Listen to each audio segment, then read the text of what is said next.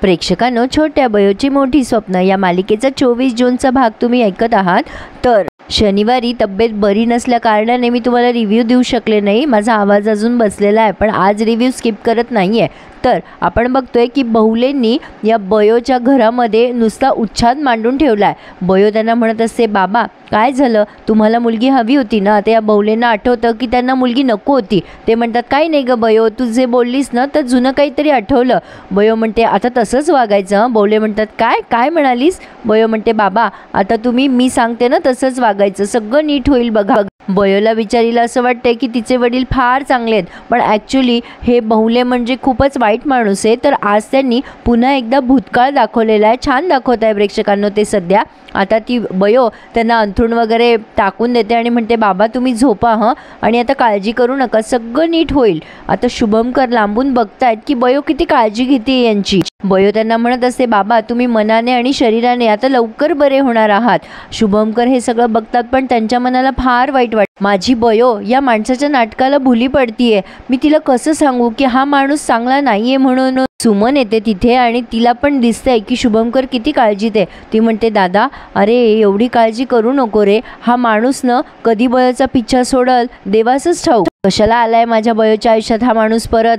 तेव्हा तर त्याने कधी त्या बयोला प्रेमाने जवळ घेतलं नाही, एकदा घेतलं होतं तर। आता प्रेक्षकांनो त्यांनी ना काही फ्लॅशबॅक दाखवले आणि खरंच यांच्या मेहनतीला सलाम। यांनी गावात जाऊन शूटिंग केली आहे प्रेक्षकांनो, सोपं नाही आहे। तर आता भारती त्यांची जेव्हा डिलिव्हरी झालेली होती तेव्हा हा बहुले त्यांना खूप त्रास द्यायचा, म्हणजे बयो पोटात असतानाही त्रास द्यायचाच। पण आता बयो झाल्यानंतर म्हणत असतो, ही पोरगी म्हणजे पनवती आहे, ही झाली म्हणून माझी नोकरी गेली।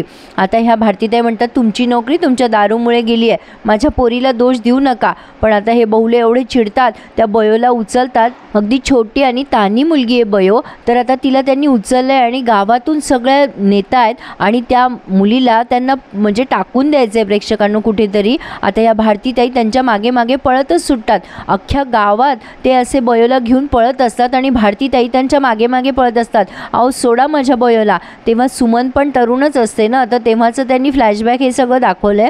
आणि आता हा बहुले काही सोडायला तयार नसतो बयोला। आता त्या बहुलेने बयोला पाण्याजवळ आणलंय आणि अक्षरशः हा माणूस आहे की राक्षस, याने बयोला पाण्यात फेकायचा प्रयत्न केलाय। आता भारतीताईंनी खालून बयोला असं पकडलंय, खरंच सलाम आहे यांच्या मातृत्वाला। आणि आता सगळ्या गावकऱ्यांसमोर त्यांनी हकलून लावलंय या बहुलेला। आता भारतीताई बयोला जवळ घेऊन खूप रडतात आणि म्हणतात, माझी बयो, अगं तू मुलगी आहेस म्हणून तुला टाकायला निघाले होते हे, नाही मी तुला काही होऊ द्यायची नाही, मी तुझी आई आहे ना, मी तुला सक्षम बनवील, खंबीर बनवील, तुझ्यासाठी वाटेल ते करील आणि तुला तुझ्या पायावर सक्षम बनवेल मी बयो, तू नको काळजी करू बाळा, तुझी आई आहे ना। बघितलं ना प्रेक्षकांनो, संघर्षातूनच माणूस मोठा होत असतो। भारतीताईंनी जो संघर्ष सोसला भोगला, तो संघर्ष बयोला कामाला, आणि आज ती डॉक्टर होणार आहे। एखाद्याच्या आयुष्यामध्ये खरंच असे कष्ट लिहिलेले असतात बरं का।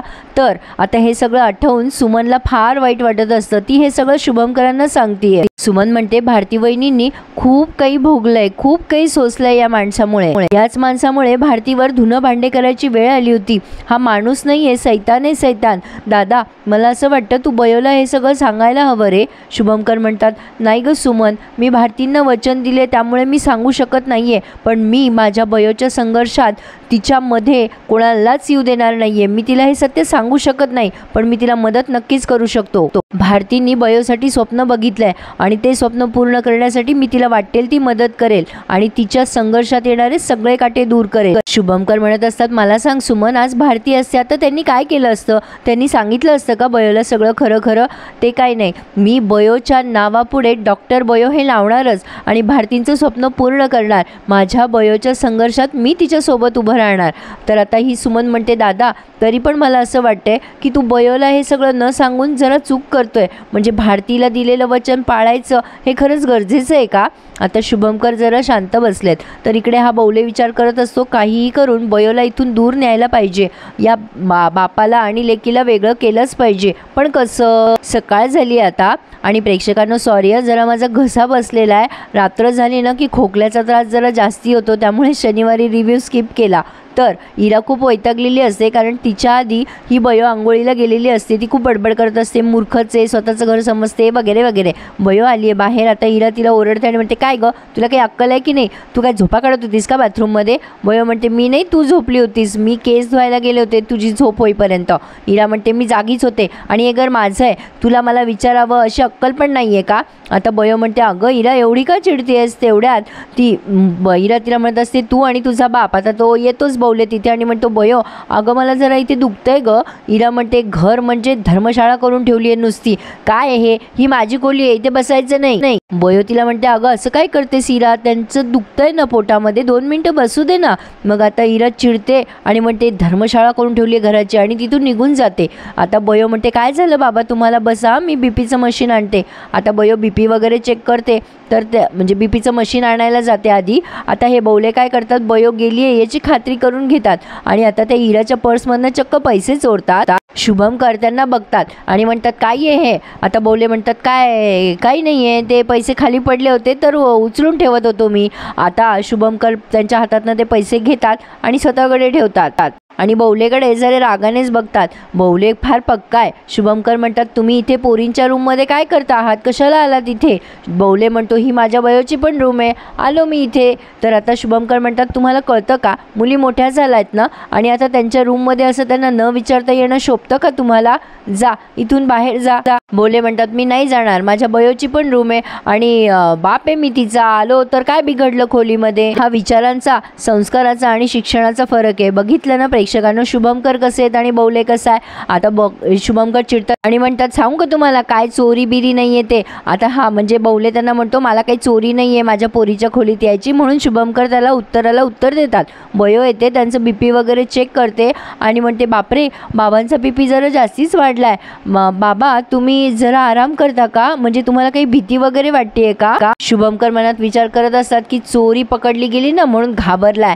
बयो म्हणते, बाबा यांना दवाखान्यात ॲडमिट करायची गरज आहे का, यांचा बीपी खूप वाढलाय.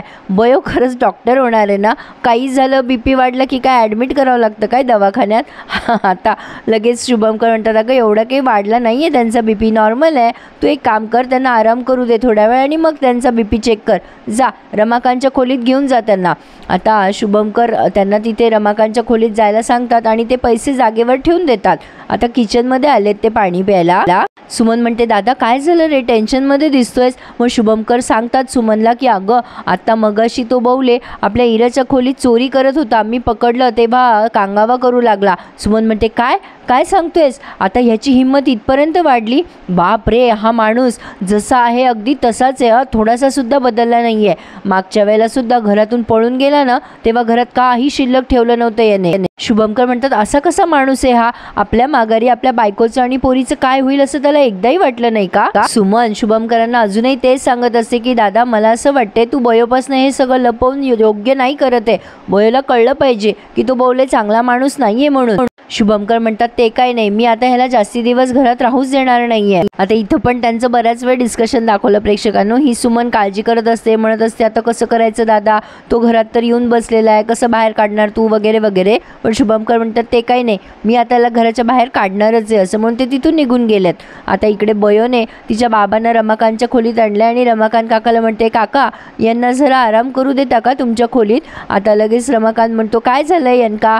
बयो म्हणते, काही नाही, जरा बीपी वाढलंय. रमाकांत म्हणतो, हो का, अच्छा अच्छा, राहू दे. मग आता तिचे बाबा म्हणतात, बयो जा तू जा, मी करतो इथे आराम. बयो तिथून निघून गेल्यानंतर लगेच मोठ्याने हसायला लागतो तो आणि आता त्या रमाकांतच्या चादरीवर असा आडवा पडतो. रमाकांतला राग येतो आणि रमाकांत म्हणतो, ए बवल्या उठ, ही माझी खोली आहे. बवले म्हणतो, ए रमाकांत शेठ, तुझी काय माझी काय, आपल्या दोघांची खोली आहे ना, पण आता मी पडलोय ना इथे, मग माझीच खोली झाली. आता हा बवले जरा डॉमिनेटिंग नेचरचा आहे प्रेक्षकांनो. मग आता रमाकांतला तो म्हणत असतो, तुमच्या लक्षात आहे ना आज माझ्या इंग्लिश दारूचा वार येते? रमाकांत म्हणतो, हा सगळं लक्षात आहे आमच्या, तू जरा जास्तीच करतोयस बवल्या, बवले म्हणतात की हे बघ, तू जर माका दिलं नाही काही तर काय आहे ना, माझं डोकं दुखायला लागेल. म्हणजे आता मला सवय झाली रे त्या दारूची. तू मला दिली नाहीस दारू तर मी इथून निघून जाईल, कळतंय ना तुका. रमाकांत म्हणतो हो माहिती आहे मला. आता मुद्दाम ते बवले त्या रमाकांतला ब्लॅकमेल करून डोकं दाबायला सांगतात. रमाकांतला खरं तर डोकं दाबायची इच्छा नसते, पण हा पुन्हा पुन्हा त्याला ब्लॅकमेल करत असतो, मी पळून जाईल म्हणून. रमाकांतच्या मनात नाहीये, पण तरी सुद्धा रमाकांतला त्याचं डोकं दाबावंच लागतंय. पण आता डोकं दाबता तो गळा दाबायचा प्रयत्न करतो, जस्ट गंमत म्हणून. असो, तर आता इकडे शुभमकर काहीतरी काम करत असतात, तर विशाल येतो तिथे आणि म्हणतो सर या कागदावर तुमची सही, या पेपर्सवर तुमची सही हवी होती. शुभमकर म्हणतात हो आण ना.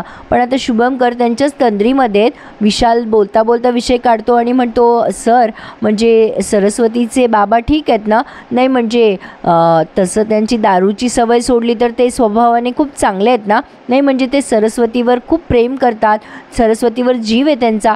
खरं तर सरस्वती जरा दुर्दैवीच होती, तिच्या आईचं प्रेम तिला मिळालं नाही, पण तिच्या ह्या वडिलांनी सगळं प्रेम भरून काढलं. आता हा शुभमकरांच्या जखमेवर काय मीठ चोळतोय का. असो, पण आता शुभमकर विचार करतात नाही बयोला माहितीच नाहीये तो माणूस कसा आहे. मी बयोला त्या माणसामध्ये फसू देणार नाहीये, आता मला काहीतरी करावं लागेल असा ते विचारच करत असतात. आणि इथेच त्यांनी हा भाग पूर्ण केलाय. तर पुढे आपण बघणार आहोत.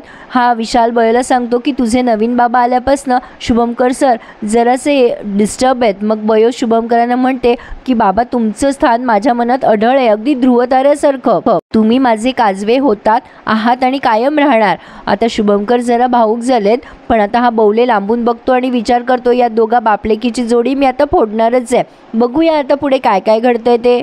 प्रेक्षकांनो प्लीज हो माझ्या रिव्ह्यूला लाईक करायला आणि माझं चॅनल सबस्क्राईब करायला विसरू नका. येत्या 8 जुलैपासून आपल्याला नवीन मालिका ऐकायची आहे ना, मग प्लीज चॅनल सबस्क्राईब करा. धन्यवाद.